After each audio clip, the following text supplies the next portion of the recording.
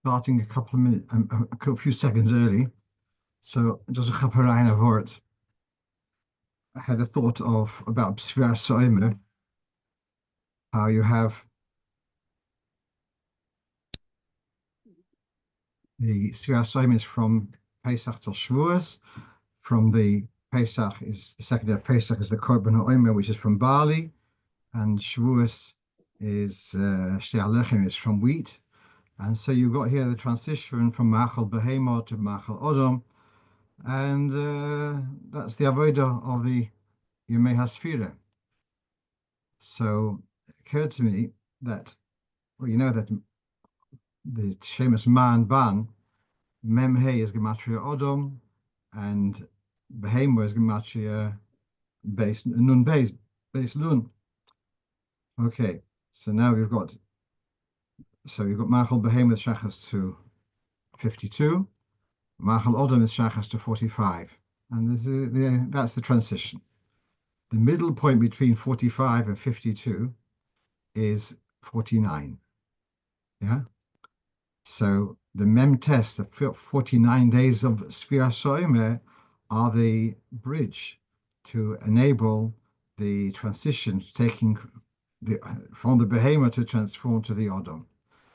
I looked around if I could find any backing for that. I didn't. So, but I thought it's a nice thought. Okay, we're going to go into our shilas, and welcome to tonight's shiur. Now 5 years since we've started this shiur, Baruch Hashem, and so now, they say the Hallel Chazor v'lo picha.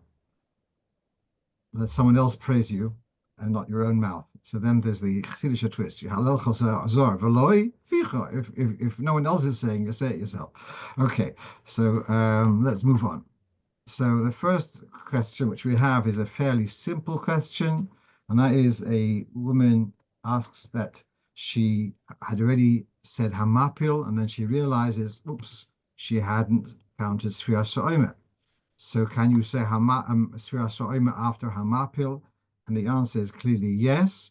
And just to explain perhaps a little bit, that HaMapil is not like a brocho on food. Let's say you make a brocho on an apple, and if you talked about something unrelated before you're biting into the apple, then you have to make a new brocho. It's a brocho levatala.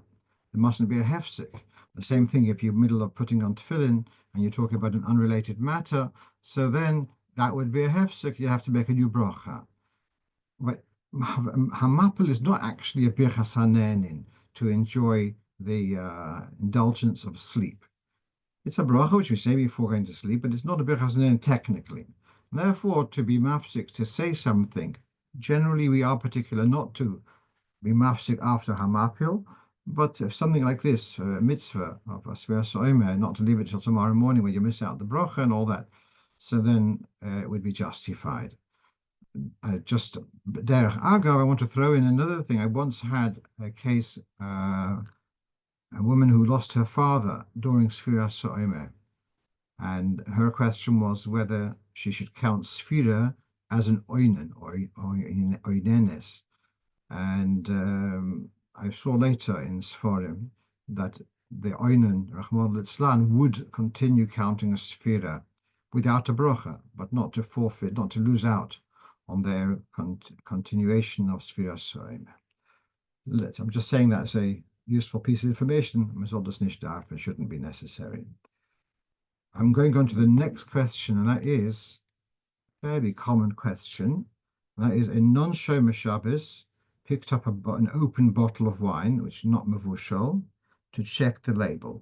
Is there wine Nesech? So first of all, and person who's not Shomer Shabbos means a person who's Mechal Shabbos in public with no compunction of people seeing what they're doing. And I've said this in the past. A parent once asked me, they have one of their children, they have every reason to believe that the child is in their bedroom, they're texting to friends on Shabbos, which obviously is Chilul Shabbos.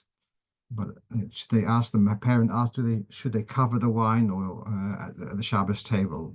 And I said, absolutely not. don't give that child that impression that you count them as a mevushal Shabbos b'faresia. Don't reject them. It's not necessary.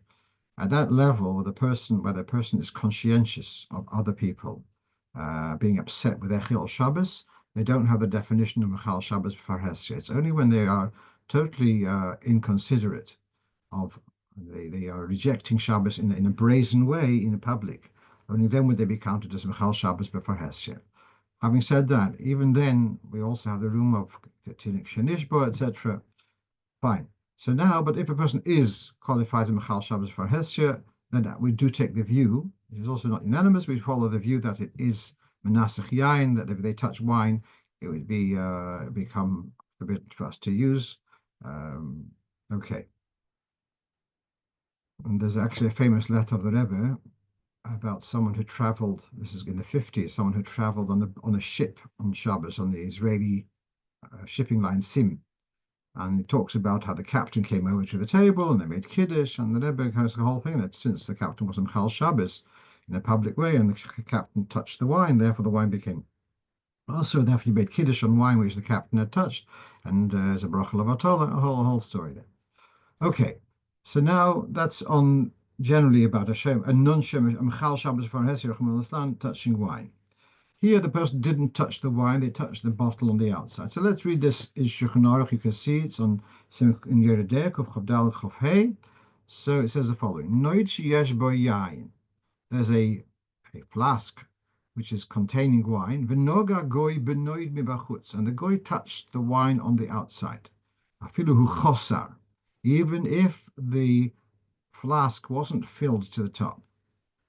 I'm not sure what that means. It's like a closed bottle rather than like a bowl. Mutter afila b'shasiyah. The wine may be drunk. She'ein derech nisuch bekach. The fact that he touched the bottle on the outside does not make it yain nesech. Let's talk about a goy gomer. Every Avodah Zarah touches from the outside. It does. That's not. So the typical nisuch hayayin. Oh, sorry. Causing yain to be yain nesech means when the guy put his finger in the wine and swished with his finger. So in that way, he's kind of done an act with the wine directly. Here it's on the outside, so he says it doesn't condemn the wine. Now let's know, before we jump to the full conclusion, let's read now the Shach, the commentary of the Shach on the margin there. Pirush Shabbos Yosef, HaHaynu benoid sosum. This is talking about a closed bottle. The ilu beposuach, whereas if it were an open bottle, Sefirah l'Rambam v'hamachabel el Sefirah Zayin, the yesh be b'shum nisuch. So had the bottle been open, I understand open mean that it had no lid on, or no bung. So I'm not talking about sealed or unsealed, I'm talking about open or closed. So sosum, it's closed, that's the heter, it doesn't become osur. If it's an open bottle with no lid on, no cork, then that would become nesech by the handling even from the outside. The otherwise known as levush, says noid sosum. According to what the Ramah writes earlier in Seif Yud Zayin, b'mokum hefsid afilu posuach muter hu hadin hocha. So there, he talks about even if it's open, b'mokim hefsid, it would be permitted. So the same thing would apply over here. So this noid. So if it's a closed bottle, then you have a clear heter. If the bottle was poshet open with no lid on, then b'mokim hefsid, it would be mutter. Otherwise, one should be machmer. And that's talking about if the goy, perhaps where it's mevushal Shabbos, then there's going to be more wiggle room to be made. Let's move on. And this I found interesting. Someone forgot the 7th night of Pesach, Shviyah Pesach at night, and made Kiddush and said שהחיינו at Kiddush. We know this as, I was told that the Seder of Yakne, Yain Kiddush Ner Havdalah, which we had Shviyah Pesach, comes next in 20 years' time. It's only going to be the only Yomtov when we don't say שהחיינו is the last 2 days of Pesach. So for one of the last 2 days of Pesach to have a Havdalah is going to be the next in 20 years. That's all. I didn't check, but fine. So the person said שהחיינו. And now the question is, I made שהחיינו, then I realized, may I now drink the wine? And here, what's the problem? Since you should not have said שהחיינו, then the שהחיינו is a hefsek. You've said something which is inappropriate, doesn't belong there, and therefore you wouldn't be allowed to drink the wine. You have to now make a brocho b'priagofen again. So in your notes, if you saw, I sent out this afternoon, that I have this sefer called shiur, which is a specialist all about mistakes in davening and the like.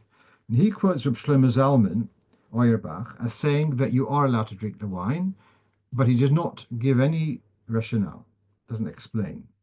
On the other side, in the Sefer Nitze Gavriel, he writes that you do have to make a new brocho. You wouldn't be able to drink with the brocho because you made a hefsek. Now, at the time when I was thinking about this, it's triggered my memory. The Igros Moshe has got a discussion about שהחיינו when the women have already said שהחיינו when they lit candles. And then they listen to the husband making Kiddush. And the husband says Kiddush with שהחיינו. For her, the שהחיינו is not needed now because she already said שהחיינו by lighting candles. And she says Omen to the husband's Kiddush, to the husband's שהחיינו. Is that not a hefsek between her hearing Priagofen and drinking the wine? That's the question which Rav Moshe Feinstein addresses in Igros Moshe, and he actually dismisses it. He says, since it's important for the one who's making Kiddush, therefore it's not considered a hefsek, even though the woman does not need to have the bracha, which is an interesting Kiddush of his. But that doesn't help us over here because the שהחיינו wasn't called for anyone. And therefore, I see that it should be considered a hefsek, and why Reb Shlomo Zalman dismisses the problem, I'm not sure. Right. Let's move on to question number 4. Okay. Now this time you're going to brace yourself for a whole lomdus.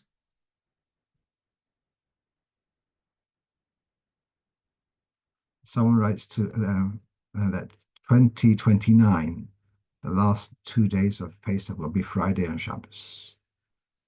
And wait a minute, that's not relevant because that doesn't bring you to a Yak Nahaz situation. Yak Nahaz is only when Yomtov is on Sunday. Yeah,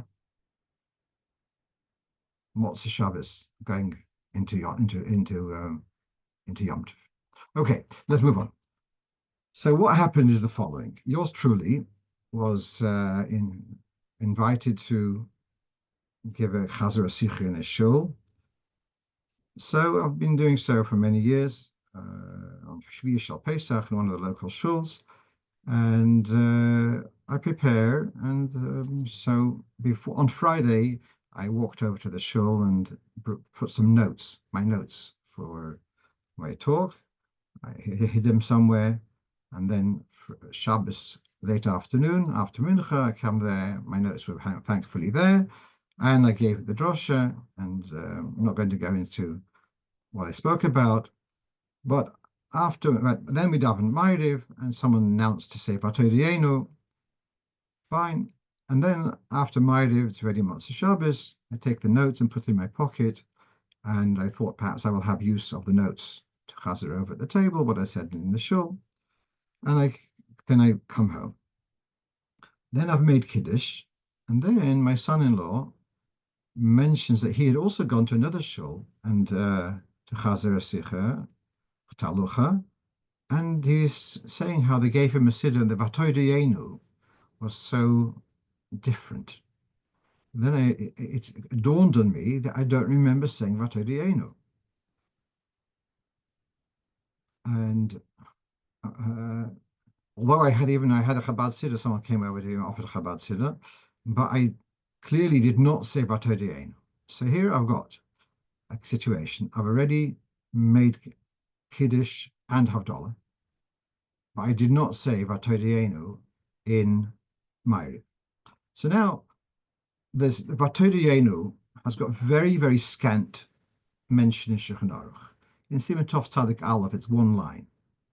But VaTodieinu is the parallel to the HaChaynu Antonu, which we say on Motzei Shabbos. And so the same thing could happen on a Motzei Shabbos. If someone forgot to say HaChaynu Antonu, and do they have to daven Shemona Esrei again? So let's read this carefully. This is from Siman Tov Tzadik Dalet in the Dinim of Havdalah. Im tov lo hizke Havdalah b'chaynu hadas. You forgot to say HaChaynu Antonu. Mashmilim Tfilah, you can finish your Shemona Esrei. V'lo yachzeh b'shvil ha'Havdalah. You don't have to go back to where you omitted HaChaynu Antonu. Hoyil v'tzorich adayin lo omro al hakos. Because why don't you have to repeat your Shemona Esrei for omitting Havdalah in HaChaynu Antonu? Because you have ahead of you the second chance, which is going to be Havdalah with a cup of wine. V'yiyeh yotzi dechivase. Actually, if that's the case, you be careful.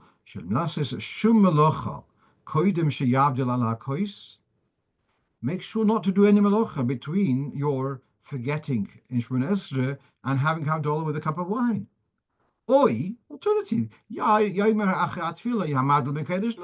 you say Hamavdil, then belay brocho v'yaseh malacha, that's okay. Short Havdalah without a cup. But if you davened Maariv and you didn't say HaChaynu Antonu, v'yoseh malacha be'isur, and before you made Havdalah in a cup of wine, you did a malacha, which you weren't allowed to because you didn't have Havdalah yet. You didn't have Havdalah in davening, you didn't have Havdalah on the cup of wine. If you ate something, you had some food or something before Havdalah. So now you've got a double violation. You've got a violation of Shemona Esrei, that you missed HaChaynu Antonu Shemona Esrei, that you're backing, that's the right word, that would help you was Havdalah Lakois, but you violated that also because you ate before Havdalah Alakois. So you forgot to say HaChaynu Antonu. Okay, but then if you do malacha now, so retroactively your Shemona Esrei becomes invalid, and you have to daven Shemona Esrei again. V'gam alakos, and separately, of course, you have to make Havdalah on the cup of wine. The fact that you're going to make Havdalah with a cup of wine, that's not enough. Because the Havdalah of the cup of wine is somewhat tainted because it had the malacha or the eating before. So this is what happened here. I did not say VaTodieinu, which is Havdalah in Shemona Esrei. I carried something in my pocket, which is a malacha, because there's no Erev in Stamford Hill, in that part of the world, of Stamford Hill. So I hadn't made Havdalah. I hadn't said Havdalah in Shemona Esrei. So then I have to daven Shemona Esrei again. So that's what I did. And then looking into the halacha a bit more carefully. So looking around. So first of all, we have here two points from the Biur Halacha. That's the Mishnah Berurah. Before going further, this is a Gemara. A Gemara in Brachos, Daf Lamed Gimel Amud Aleph. That's the last line. It says Imtor bozeh ubozeh. You made a mistake, kind of, both in the Shemona Esrei and in the Havdalah Lakois. Then it says Chozer l'Rosh. You have to daven Shemona Esrei again. So Ayin Be'el Yodaba, he brings from the Rash. But now, you know that I get triggered by brackets in the Alter Rebbe's Shulchan Aruch. So there's a bracket here, the parallel of violation of Havdalah, whether it's you ate before Havdalah or Melocha before Havdalah, that saying about Melocha, the Alter Rebbe puts in brackets, which means, what does a bracket in the Alter Rebbe Shulchan Aruch mean? It means it's a Kiddush, and there is this tradition that he wanted to review it at a later stage. True, But what do you do la halacha when you have something in the Alter Rebbe Shulchan in brackets? Do you follow the brackets or do you say no because the Alter Rebbe wasn't sure? As far as I understand, he put it there. It means that's the psak. The fact that he wanted to review it, fine. But okay. But now, with that in mind, we're going to now look at the biur halacha. That although the Shulchan Aruch just mentions the Shulchan Aruch as in Rabbi Yosef Karo, Toam koidem shehivdil, if you ate before Havdalah, whereas the earlier Rabbi Akiva Eiger quote a Rashbo on that Gemara in Brochis Lamed Gimel, Dehu adinim osa melacha os koidem Havdalah. No difference whether your violation of Havdalah was have eaten before or done melacha before, because either way it's a violation, and therefore having violated the Havdalah by eating before, doing melacha before, now retroactively you have to daven Shemona Esrei again. Then he quotes the Sefer Koibetz al Rambam, who questions the position of the Rashba. Curiously, this Gemara is not brought as it is literally in the Rambam. It looks like he learnt the Gemara differently. And then V'al Kain, the Mishnah Berurah concludes, Le'inyan melocha al kol panim, ein lahachme b'di'eved, lachzor li'espalel. You shouldn't repeat Shemona Esrei if it was just melocha. Because it's not mentioned in Rabbeinu Yoina, it's not mentioned in the Rosh, you can rely on the Rambam. So according to the Mishnah Berurah, having carried that paper home in my pocket, even if it is a melocha, Mishnah Berurah says melocha doesn't require you to daven Shemona Esrei again. The Alter Rebbe doesn't make a difference. From 0, 4, 2, 1, 3, 6, 7. Right. So that's one count where I'm in a bit of trouble. You fella. So then we look into the next piece of Mishnah Berurah in biur halacha. He says like this: that which it says that if you ate before Havdalah, you're going to have to repeat Shemona Esrei. Perhaps that's only if you haven't yet made Havdalah. You come home, oops, I did a melacha. I forgot to say HaTorah. And so now I have to daven Shemona Esrei, and I did a melacha. I have to daven Shemona Esrei again. But if you've already made Havdalah on the cup of wine, so he says, Davke, if you didn't make Havdalah yet, and then you ask the question, do I have to daven Shemona Esrei again? Yes. But if you already have made Havdalah without daven Shemona Esrei again, perhaps you don't have to daven Shemona Esrei again, because you're yoitze with the Havdalah lakos. So, yeah. So the Pri Megadim questions that. So now, at my story, I've already said Kiddush and Havdalah over a cup of wine. So according to the second point of the biur halacha, I don't have to repeat because I've already made Havdalah lakos. So now we've got on two counts. I did not have to, according to Mishnah Berurah, I don't have to daven Shemona Esrei again. Whereas according to the Alter Rebbe, well, let's see. Does the Alter Rebbe make any difference? Well, first of all, the bracket, the first thing the Alter Rebbe does say, melocha is the same as eating. Now, please help me. Look at this line. If you ate before Havdalah, you have to daven again and say lahavdalah שהחיינו. V'gam al hakois, and you have to do Havdalah. Does that mean Havdalah again? It doesn't mean Havdalah again. If you made Havdalah, you don't have to do Havdalah on a cup of wine again. So what does it mean, v'gam al hakois? He's saying that you did melocha, you're going to have to do two Havdalahs now. One in davening and one on hakos. Now,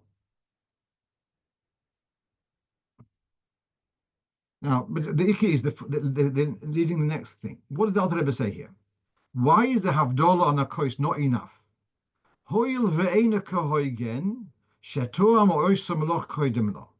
Why is the Havdalah on a cup of wine not adequate? Because it's tainted. Because it's Havdalah ala kos after you violated it. So if that's the logic, I don't see any difference whether you have made Havdalah on the cup of wine or not. The Havdalah is compromised. The Havdalah ala kos is not a full thing because you spoiled it by eating before or doing melacha before. So my understanding is that the Alter Rebbe does not have this suffix of the Pri Megadim, and even if you're ready made Havdalah al hakois, and you realize that you didn't say HaTachon Antanu and you did melacha in between, you'd have to daven Shemona Esrei again. Right. The Mishnah Brura at some stage gives us a reference. He says, "Ubederech hachayim sosam de'ein chiluk boseh." Whereas the Pri Megadim has this question: did you, before you made Havdalah or after you made Havdalah? Derech hachayim doesn't make a difference. Derech hachayim, for your information, is Reb Chaim. No, I'm sorry, Reb Yaakov of Lissa, one who wrote the Nesivos, amazing range of Sforim, and he's got like what is a precursor to the Kitzur Shulchan Aruch. So this is, the Mishnah Brura doesn't have it, doesn't really give us an address, but a good friend of mine gave me the address. This is in Siman Lamed Gimel, in Derech HaChaim, and he reads the same. You made a mistake, you didn't do Havdalah in davening, and you ate before Havdalah on a cup of wine. You have to daven Shemona Esrei again. Then he says, V'im kvar hivdil al hakois.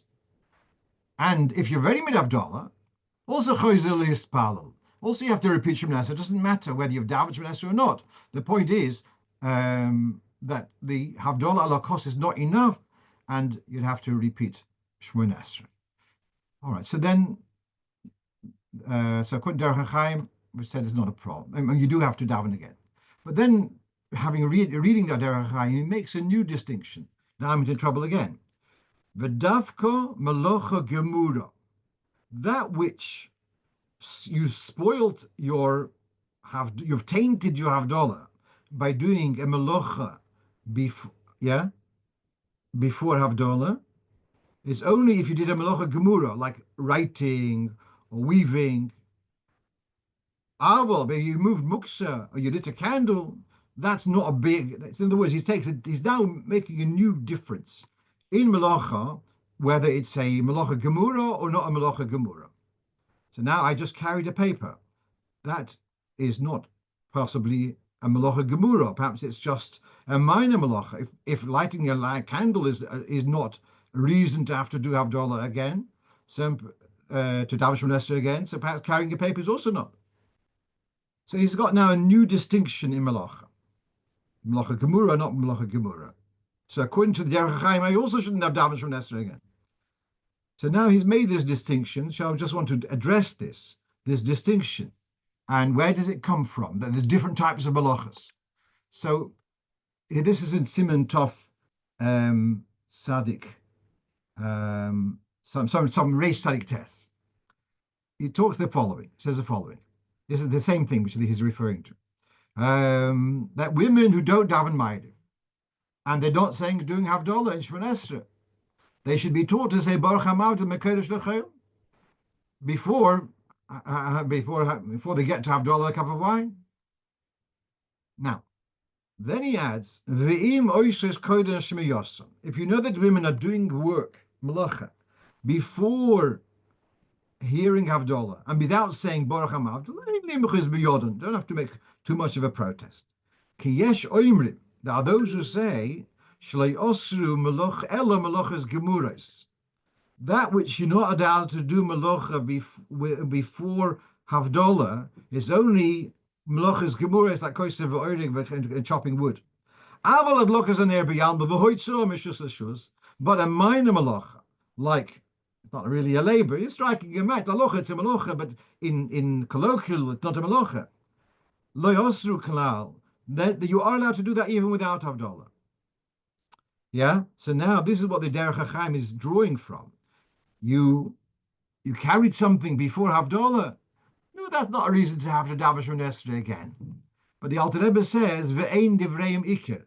That distinction in melacha between melacha gemura and not melacha gemura is not really. It doesn't remain la halacha. So to summarize what I've said here is, there's three arguments I shouldn't have daven Shemona Esrei again. One is because it was only malacha and not eating. Alter Rebbe doesn't make that distinction. One argument is because I've already made Havdalah ala kos. And again, the Alter Rebbe and the Dayan Chaim don't seem to make that distinction. What else do we have? But then they have this, it was not a malacha gemura. And again, I'm not sure whether that distinction remains according to the Alter Rebbe because we don't pass in that way. So, Lemaisa, I don't know what I would do if it happened again. But yeah, I didn't say Baruch Shem Kavod Malchusay for that one. Let's move on. Simple, I think. This was someone else who came home also on Yomtov night, that's on Motzei Shabbos, and made Kiddush, and didn't say שהחיינו, but forgot to say and forgot to say the long brocho of Hamavdil ben Kodesh leKodesh. And in the middle of the meal, the oops moment comes. Oops, we forgot to say Havdalah. All right, so he stood up and said that Havdalah. Said the but they said he said and then said the brocha. What should he have done? What should you do if in the middle of a Yomtov meal, this can happen a Seder Nacht, it can happen. Seder Nacht is much more complicated because there you have a problem of ein mosif, not to be mosif al minyan hakosos. You don't want to have more than 4 times by a priagofen a Seder Nacht. But if there's another time, you realize in the middle of your Yomtov meal, oops, I didn't make Havdalah at Kiddush. Ve'im lo nizkara toicha suda. This is on top ein gimel, I think. Sorich lahafsik be'emtza achilosei. You're going to stop in the middle of your meal. Miyad shenizkar or lahavdil ala kois. You'll stop in the middle of Shulchan Aruch and beginning Yom Tov meal, and you'll stop and you'll lift a cup of wine and you'll say Havdalah ala kois. But don't say, but if you are accustomed to have wine during your meal, then don't say Boyer Pri Hagofen, because the Hagofen, which you said by Kiddush, covers for any wine you'll have during the meal. If you aren't accustomed to drink during your meal, so then you would be saying Hagofen again. But then if it's Seder night, it's going to be a bit more interesting. All right. It's just as well that we don't answer phones on the Seder night. Okay. Let's move on. Someone asked me the following. They asked me this question about going out of the room and leaving a sefer open and putting a sheet of paper on top. Is that a wrong thing or is it right thing? So I said, that's a question for Panorama. So here we go. This is, as you can see in your Deya, Simaresh Ayin Zai. Talking about Halochos of a Sefer Torah. And he says your sofer is writing a sheet, a Yeriya, he's writing of the Sefer Torah. So he says when you want to leave it to dry, don't turn it upside down, even though you want to do so, that it shouldn't there shouldn't be dust settling on the writing, which would then be a nuisance. But it would be derech bizoyenu. It would be disgraceful. And therefore, no, leave the script upwards. The yifrois olov beged, and cover it with a cloth. So here we have the idea that to leave an exposed text of the Sefer Torah, that taka wouldn't be appropriate. Turning it upside down would not be appropriate either. Cover it with a cloth. Now that's about the Sefer Torah. We're reading further. Now on the margin we've got here the shach and the taz. So we've got here on the left. This is the shach. He says the lav dafka Sefer Torah, the hu adin shiur sforim. This is not limited to a Sefer Torah. It's also other sforim too. And then he quotes that the Chachmei HaEmes, the Kabbalim say, there's a Malach whose name is Shein Daled. And Shein Daled stands for Shomer Dapin. He's hanging around for the pages. He's hanging around if someone leaves his sefer open. So then this Shein Daled, the spirit has got the power to help the person forget what he's learned. And then here we are in the Taz, similar thing. He brings from his father-in-law, from the Bach, that you shouldn't go out and leave a sefer open im ein olov mapel. And it's not only a sefer Torah, it's also other Sefirah. So now, therefore, we do have that if you want to leave the room and leave a sefer open, to put a cloth over is fine. Actually, there is an objection of putting a sefer on top. Here we have a sefer called Chosin Yeshuos, and he writes, don't use a sefer as a bookmark. You want to close your sefer and put something in place. He says that would not be respectful to use a sefer as a bookmark. He quotes it from the Sefer Chamudei Doniel, a commentary, and he writes to put a sefer inside another sefer is not okay. And a sefer is not a place to keep money or to keep expensive, important documents. So it wouldn't be respectful to put. Now, to use a sefer as a cover for the sefer, for another sefer, some poskim are not happy about that. You're using, but on the other hand, to use, let's say, a newspaper, it's all very well to say to cover the sefer with a cloth. That's respectful. But to take let's say, a sheet of newspaper, magazine, to cover the sefer, that would be disgraceful, because you're putting now a mundane reading material on top of a sefer. So I think that wouldn't be okay either. So a blank piece of paper, yes, but not mundane reading material.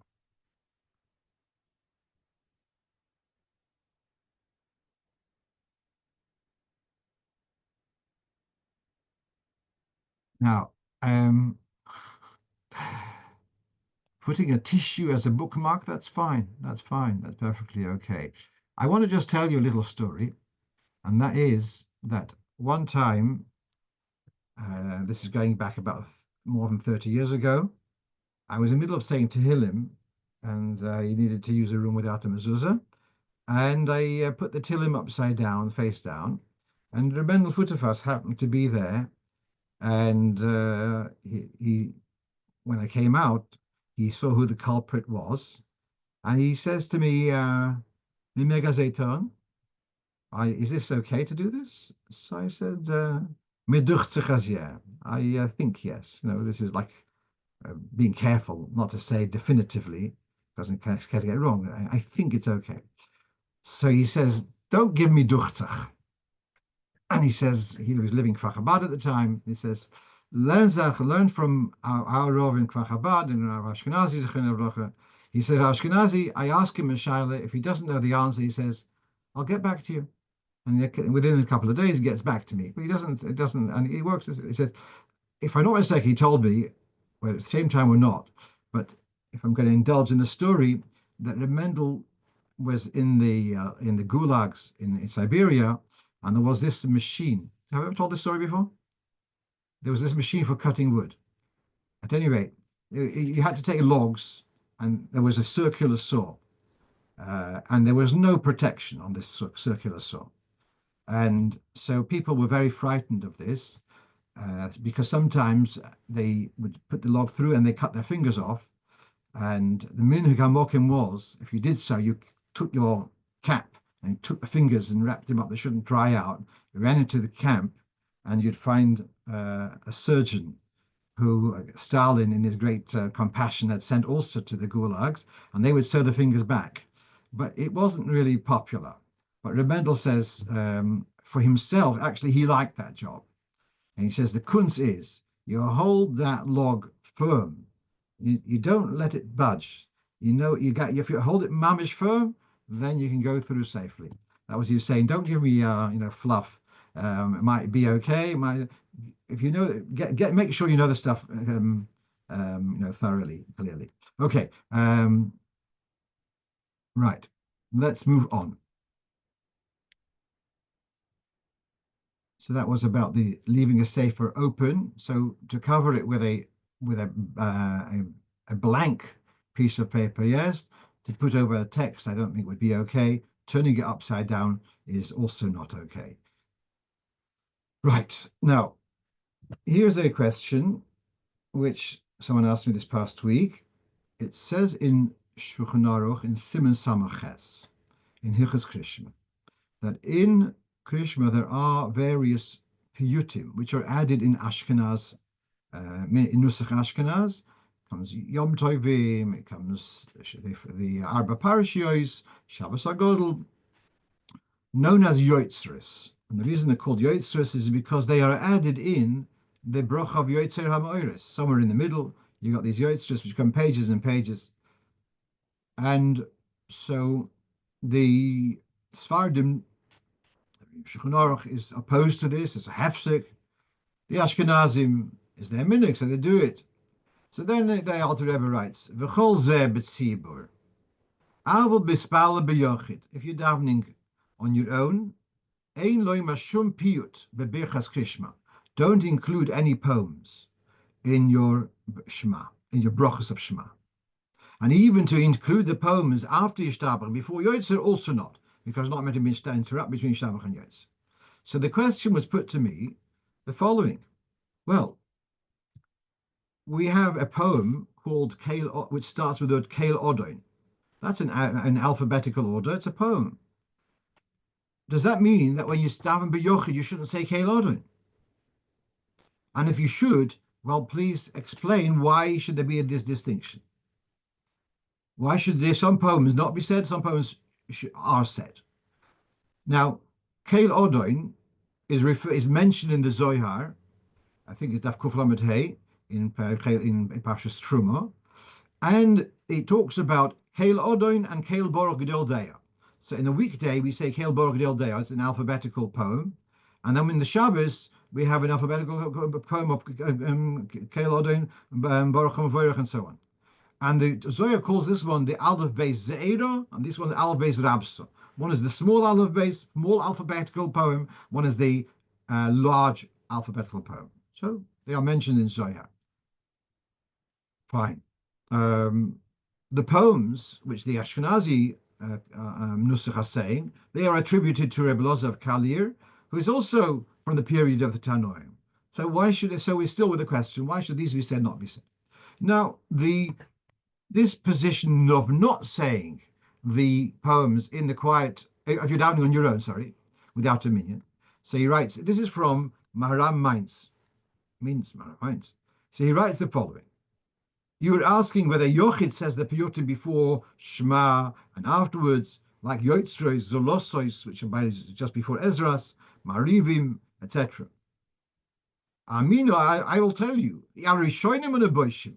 On the whole principle of saying these piyutim, even in public, I have a problem. And you want to be Moshe, the Maram, he objected to this. He says, "Ein limchos,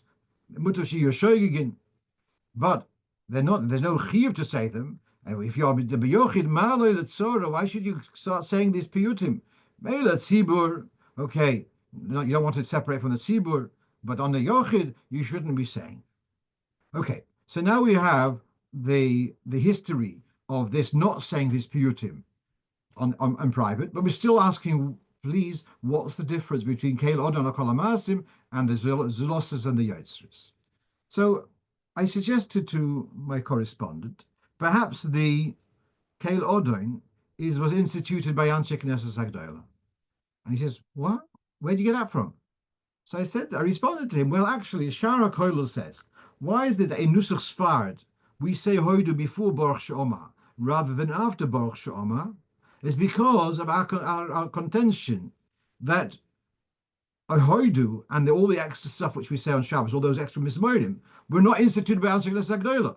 And therefore, to say them after Baruch She'omar is going into a problem of hefsek, of something which doesn't belong there. So if we are conscientious about Hoysofis in Psuke de Zimra, and how could you say that there should be these Hoysofis in Birchas Krishma, which is more chomer than the Psuke de Zimra, to say that it doesn't have any license from Anshe Knesset Agdola? Okay, so the Anshe Knesset Agdola did give license. So what's the problem? Possibly and I've seen in I think Reb Sadia Gohan, he has, instead of Keil Odoin, he has a different piyut, also in alphabetical order, but a totally different text. Possibly the Anshe Knesset Agdola gave clearance that in Birchas Krishma you can add in something. You should add in something, but they didn't necessarily define what you should say. And therefore, we have the difference between Shabbos and weekday. And interestingly, in Rambam Seder HaTfilah, he does not have the Shabbos piyut or kelod. He only has kel baruch del deya. Right. But what I would like to just suggest is there are two types of piyutim. There's piyutim which is chazan and kohol, chorus, chazan v'kohol. And then you have another type of piyut which everyone says the whole thing. So possibly the objection to these extra piyutim is the one which is chazan kohol. That type of piyut, it's not standard, and therefore it's more questionable to include. By contrast, the piyutim which have been introduced, that everyone says it, has become more kavua, whether it's kel baruch del day or kel od al kol hamasim, because they are kavua for everyone, they have become like an indigenous part of the brocho, and therefore, of course, we all say it. That's the best I could do on that count. Okay. Finally, this is the last question which we have tonight, and that is, just today, a Kohen asks me that over Yomtov, he was chatting with his family, who incidentally are also Kohanim. So the question was, when the Kohanim are under the talus, and it comes at certain points, the Kohanim sway in different directions.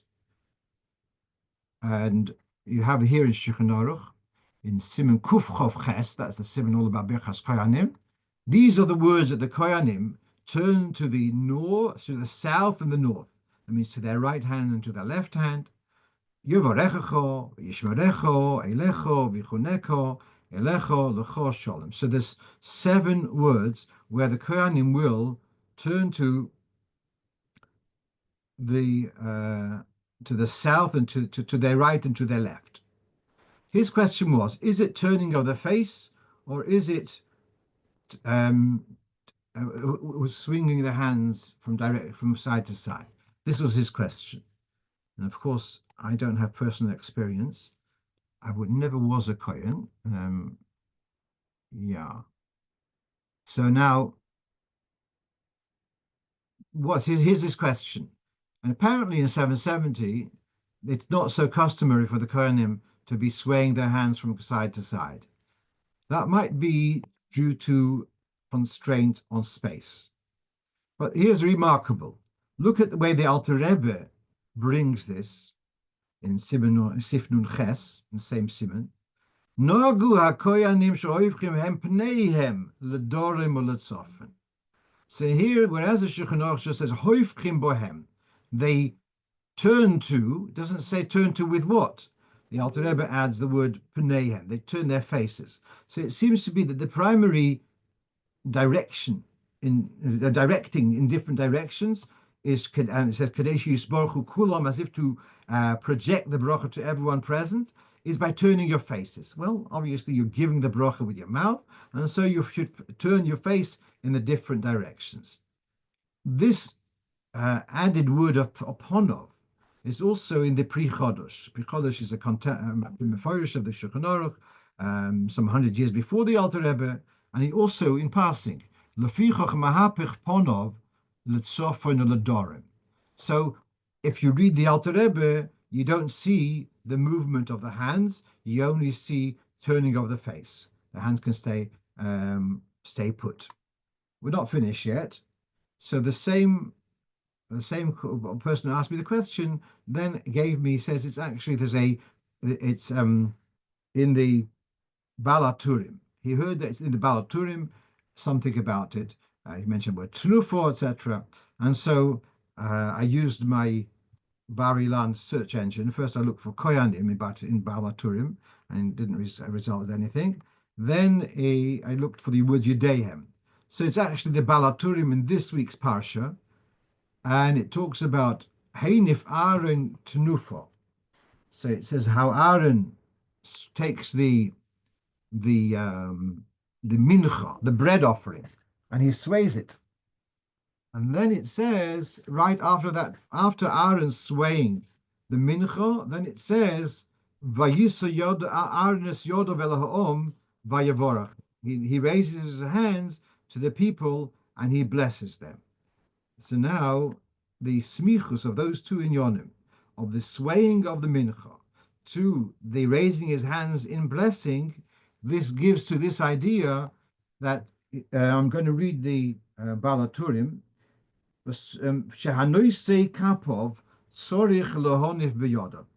When you raise your hands in blessing, you should sway your hands. So although the Alter Rebbe talks about turning the face in different directions, here he says about the movement of the hands. Now, what is not so well known, I'm guessing, is that the Balaturim is not all chidushim of his own. Many of the gematrias in the Balaturim are from earlier sources, and he brilliantly puts it together in this very succinct commentary, which is the story. There's a tradition. He wrote it down in one night. He was in a prison overnight, and he wrote this short commentary. That's a story about this. But meanwhile, many of the things are in earlier sources, and he brought them together. And this you have in front of you on the screen. The Art Scroll published a Chumash 5-volume set of Chumash with the Balaturim, and I've done a lot of research on them. And there are earlier commentaries also on the Balaturim, and they refer us to the Sefer Paneach Rosa, which is a Rishon. I'm not sure exactly at what period, and he says something very similar, a little bit more articulate though. If Aaron lifts the mincha and sways it. And adjacent to this, we have the pasuk of Yisa Yoda, Aaron is Yoda. He raises his hands. Limed on the Siyas Kapayim, that teaches us when the Kohanim raise their hands in blessing, Shetahei Na'anua, but Na'anua, the Chol Vov Ksofos. It should be swayed in all 6 directions, Kitnufa, because like we do with the lulav, it's up and down and in 4 directions.